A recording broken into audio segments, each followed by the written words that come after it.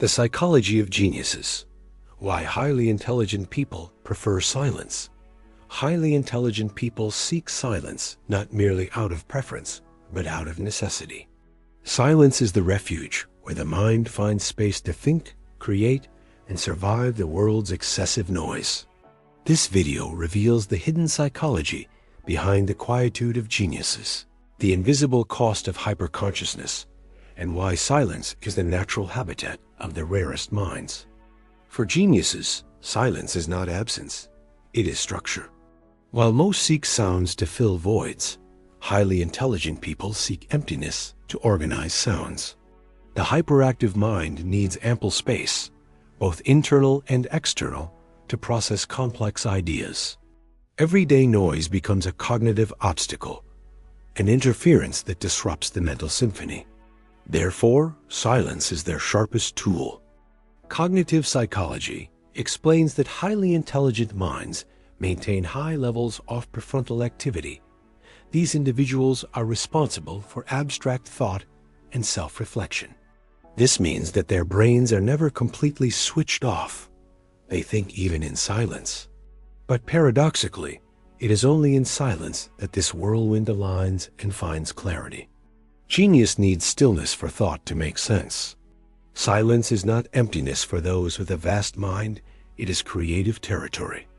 It is there that the most improbable connections arise, that ideas mature, that intuition speaks. The absence of external noise gives space to the internal sound of understanding. It is in this silence that geniuses meet, and the world, without realizing it, gains the inventions, theories, and works that will change everything. While the world fears silence, associating it with solitude, the genius reveres it like an altar. He knows that noise steals depth. Therefore, he speaks little and observes much.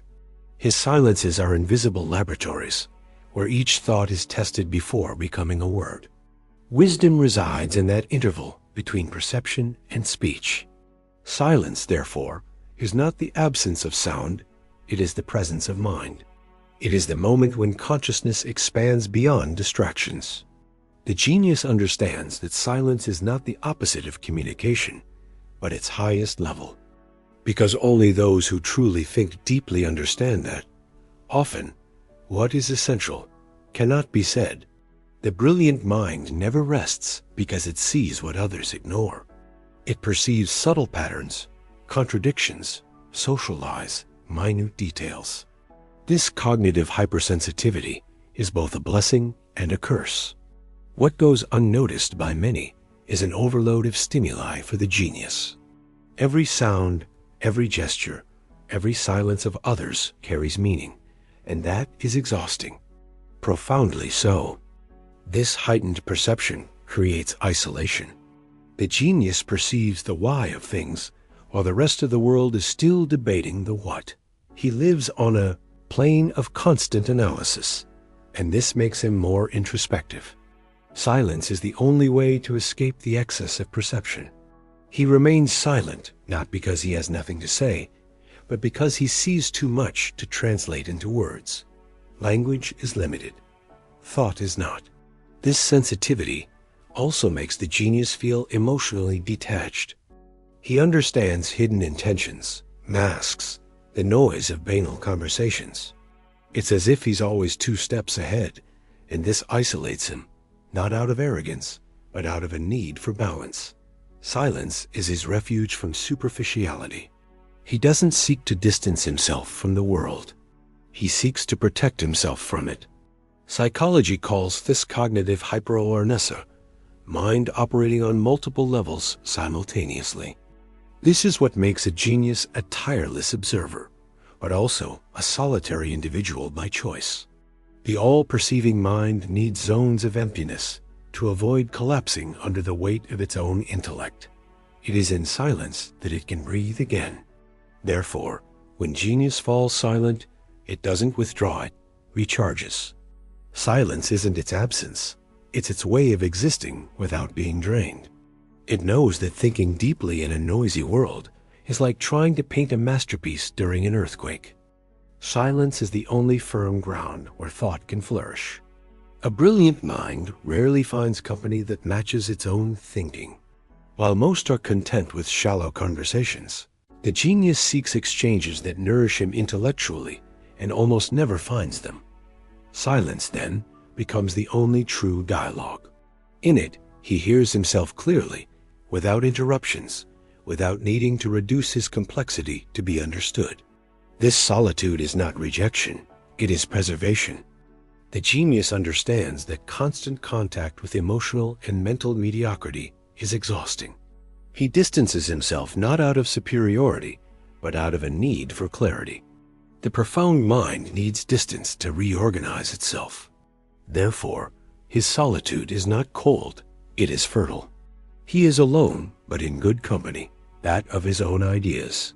Modern psychology recognizes this phenomenon as voluntary cognitive solitude, the conscious isolation of people with high intelligence and analytical sensitivity. They don't seek crowds, but moments of synthesis. It is in silence that they find the purity of reasoning, where the mind can walk without stumbling over the voices of others. For the genius, external noise is the poison of introspection. But this choice comes at a price. The deeper the genius delves into his mind, the more distant he becomes from everyday reality. He observes the world from the outside, like a spectator who understands the script but doesn't belong to the cast. This makes him melancholic. He doesn't despise human interaction. He's just saddened by how much people avoid thinking and feeling deeply. Therefore, silence is not escape. It is refuge. It is the place where genius becomes whole again, without needing to explain itself. It knows that not everyone understands the value of what is left unsaid, and that's okay. In the end, silence is the only place where the intellect finds rest and the heart meaning. While others need external stimuli, the genius lives in a constant internal dialogue.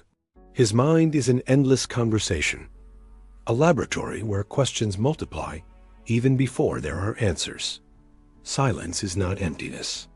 It is fertile ground where the mind creates hypotheses, scenarios, theories.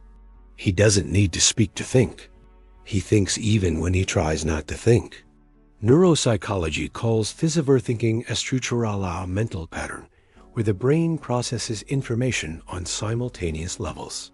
For the genius, external stillness is essential because internal noise is already deafening. Their ideas compete with each other like synapses at war. Silence doesn't frighten them. It organizes them. It's the only sound that allows reasoning to align and flourish. But this mental hyperactivity comes at an emotional cost. The genius cannot switch off their thoughts. Even rest is productive. Even leisure is analysis. They see meaning where others only see distraction. And this constant awareness exhausts them. Sometimes, silence is not a search for inspiration, but for anesthesia, the deep desire for a moment without thinking. Many mistake this introspection for arrogance or indifference. In reality, it's self-defense. The genius doesn't avoid others. He avoids the exhaustion of having to translate the ineffable. He understands that some thoughts lose power when spoken, and that some emotions only survive within silence. He remains silent to preserve depth. Ultimately, what genius seeks is pause, a truce between what they feel and what they think. And this truce only exists when the world is silent. Silence is the only space where the mind can breathe without justifying itself. It is there that the noise of thought transforms into wisdom. The mind of a genius never shuts down. It revisits every thought, analyzes every word, reconstructs every memory. What is a fleeting moment for others is an endless field of analysis for them. This excess of mental activity takes its toll, emotional fatigue. It's not physical exhaustion, it's mental fatigue that never stops. Overthinking becomes a burden, not a gift. The genius lives on an internal roller coaster. His mind elevates him to sublime insights, but plunges him into existential abysses. He thinks not only about what is, but about what could have been, what will be, what the world ignores. And the more you think, the more you feel. Silence becomes the only possible anesthetic, the space where the mind can, for a moment, not need to solve the universe. Neuroscience confirms that highly analytical brains exhibit greater activity in the prefrontal cortex and insula, areas related to reflection and empathy. This explains why geniuses overthink and overfeel. They are biologically inclined toward introspection. Their minds are like an orchestra without a conductor, and silence is the only way to reorganize the internal sound. But the world doesn't understand this invisible weariness. It seems distant, scattered in its own world, and in fact it is trying to find rest within its own brain. The price of genius is not solitude, but constant exhaustion. The genius doesn't isolate himself by choice, but because the external noise prevents him from silencing the internal. Ultimately, the greatest struggle of genius is not against the ignorance of others, but against the excess within oneself. Silence, then, becomes a ritual not of escape, but of balance. One needs it as the body needs air. It is in silence that thought ceases to shout and begins to speak in a tone of wisdom. Genius is not merely rational, it's emotional. Great minds have equally profound hearts. Behind logic lies sensitivity. Behind reason lies empathy. The genius not only understands the world, he feels it deeply. This fusion of intellect and emotion creates an almost painful perception of reality. He understands too much and therefore suffers more. This heightened sensitivity makes him attentive to the details of the human soul. He perceives hidden intentions, charged silences, disguised pains. This is why genius is often misunderstood. He sees beyond words, and that is frightening. While others live on the surface, he delves into the invisible currents of emotions. This makes him wise and vulnerable. Psychology calls this cognitive emotional hypersensitivity. This is the point where thought and feeling operate together without clear boundaries. This mixture is what produces deep empathy, creativity, and artistic genius. But it also creates emotional overload, anxiety, and melancholy. The mind feels as much as it thinks, and that is a constant burden. Therefore, geniuses seek silence not only to think, but to heal. They need spaces where emotion can reorganize itself, where excessive perception transforms into insight, not suffering. Silence is the only place where intellect and soul can converse in peace. To feel and think excessively is a divine paradox. What elevates also wounds. The genius understands the world with such clarity that it hurts. But it is this pain that makes him human, and this humanity is what makes him create. Silence for him is the interval between the weight of understanding and the relief of creation. True genius does not seek to dominate the world, but its own mind. It understands that wisdom comes not from what is accumulated, but from what is silenced.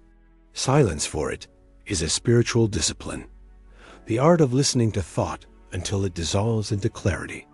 In this state, the inner noise calms, and the intellect transforms into intuition. Silence ceases to be absence, it becomes expansion. The psychology of consciousness shows that prolonged silence activates the anterior cingulate cortex, a region associated with self-observation and emotional regulation. This is why great thinkers cultivated long periods of introspection. It wasn't isolation, it was mental training. Genius doesn't flee from the world.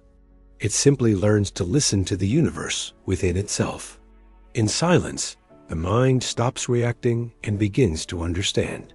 The genius realizes that strength lies not in responding quickly, but in perceiving deeply.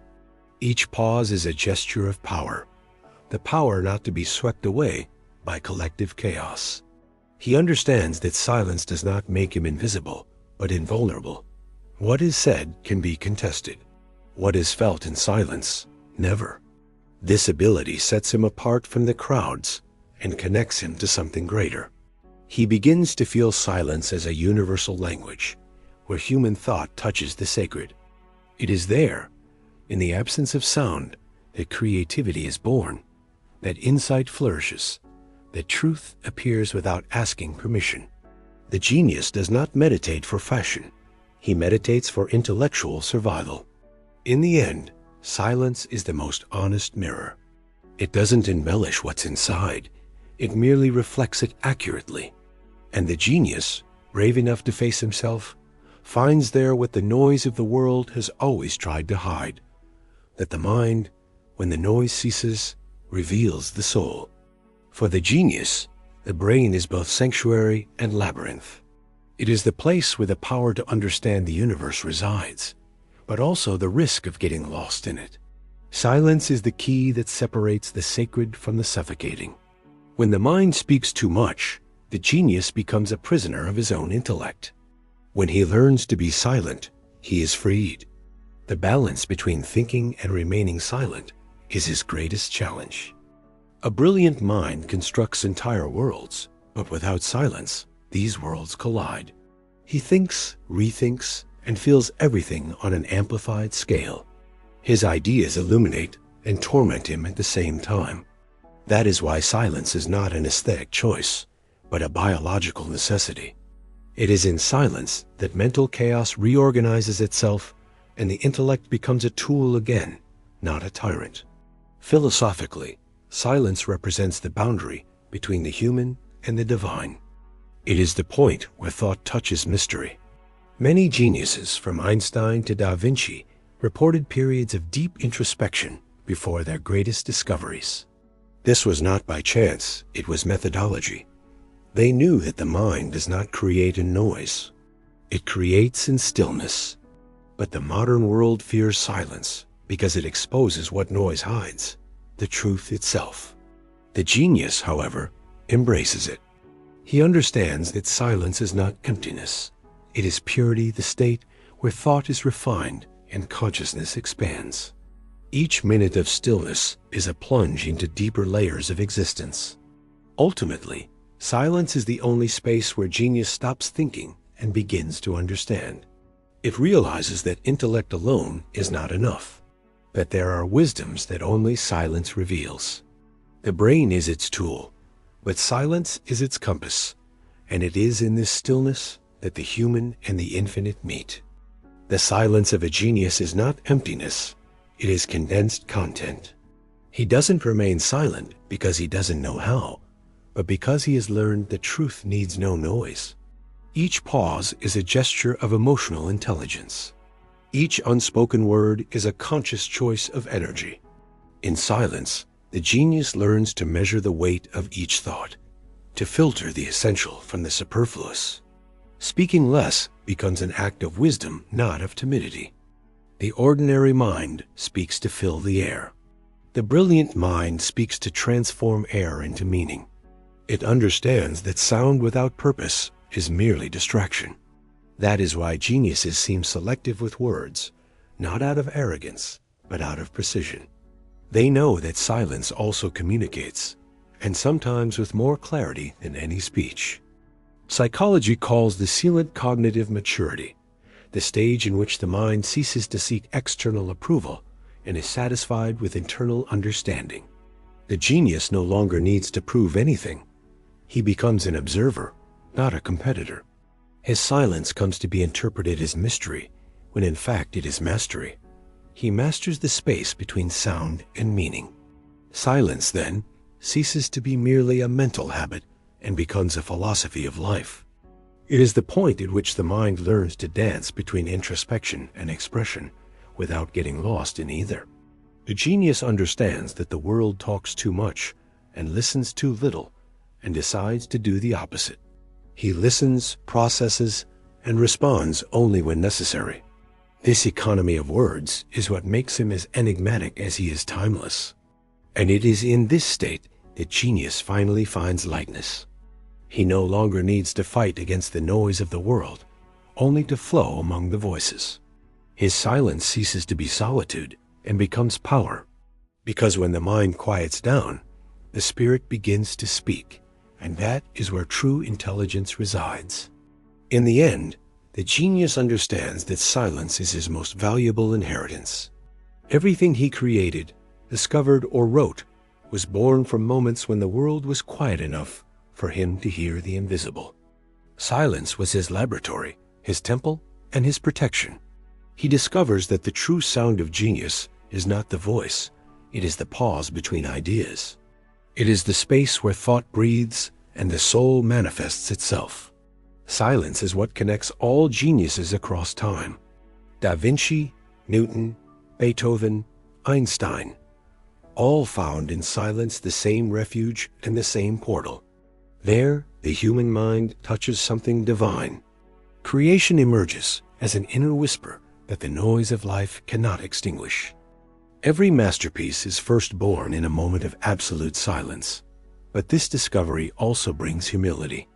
The genius realizes that silence is greater than himself, that ideas are not possessions, but visits, that the mind does not create on its own, it only translates what silence reveals. This understanding transforms him. He stops seeking recognition and begins to seek harmony, because he realizes that the greatest sound of wisdom is stillness. And then, silence ceases to be a refuge and becomes home. The genius no longer hides within it, it dwells within it. It is there that it finds peace, purpose, and fulfillment. The world remains noisy, but it no longer needs to protect itself. It has learned to exist amidst the chaos without losing its inner silence. This is the true victory of the conscious mind. Ultimately, the silence of genius is not the opposite of life. It is its essence. It is in silence that thought becomes art, consciousness becomes wisdom, and the mind finally rests. Because silence is not the end of sound, it is the beginning of understanding.